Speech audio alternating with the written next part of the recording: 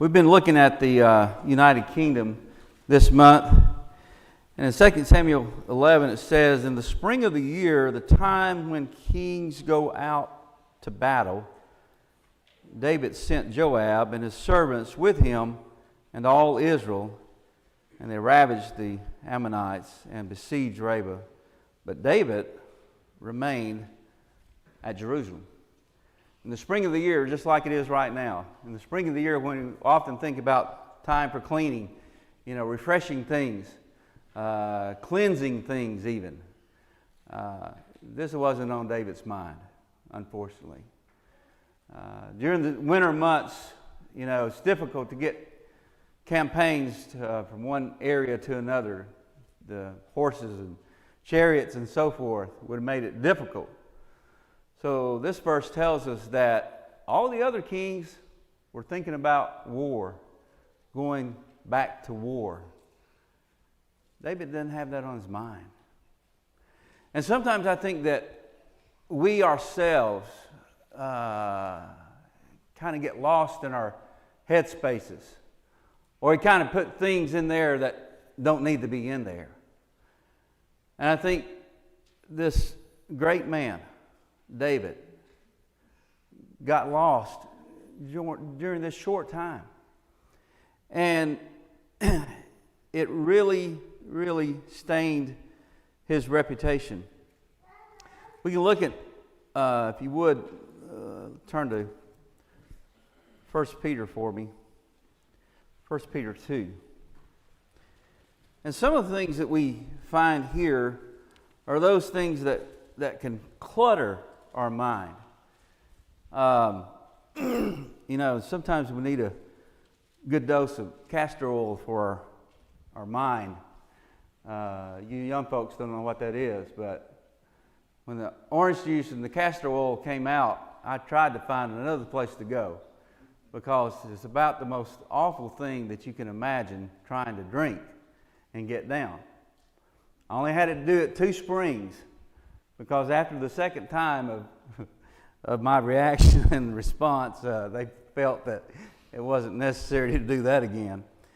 But we need to be concerned about cleansing our minds, or purifying our minds even.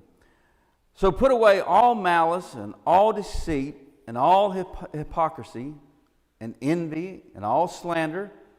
Like newborn infants, long for the pure spiritual milk, that by it you may grow up into salvation, if indeed you have tasted that the Lord is good. So Peter tells us here, put these things away and long for that pure spiritual milk. Don't you think if David would have been longing for that pure spiritual milk, there would have been a problem with his eyes looking at Bathsheba when he shouldn't have been, getting up from his nap in the afternoon when he should have been out on the battlefield. Let's turn back to Psalm 19. Psalm 19. A psalm of David. A psalm of David, who decided not to go out to the battlefield.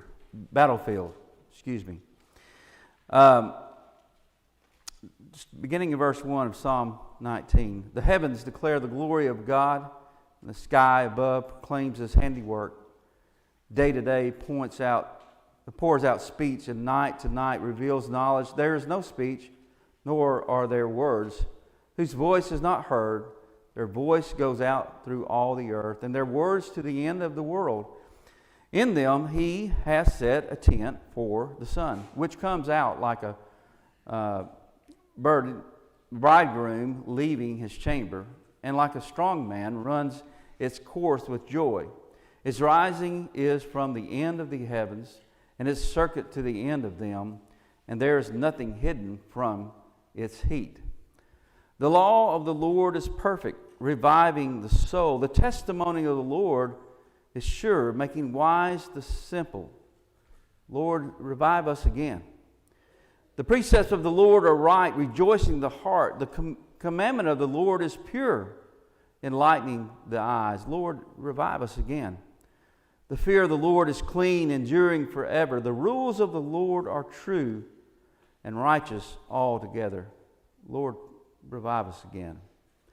More to be desired are they than gold, even much fine gold, sweeter also than honey and drippings of the honeycomb. Moreover, by them is your servant warned. In keeping them, there is great reward. There is great reward. Lord, revive us again. Purify our minds, our souls, so that we can serve Him in such a way that it pleases Him, rather than, as David did, served Him in such a way that it was very displeasing. And we have that opportunity. We have that opportunity tonight to cleanse our minds of the things that are cluttering it or corrupting it.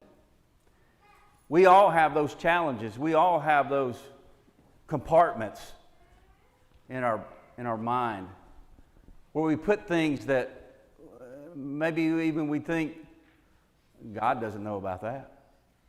God doesn't see that. I've got that protected. Purify that. Cleanse that. Refresh that. Put that away. And love the law of the Lord. If you need to make that right tonight in your home, privately, I ask you to do that. If you need to make that right because you brought reproach upon the church, you can do that tonight. And if you've not been washed in the blood of the Lamb, then tonight's the night. Please come as we stand and as we sing.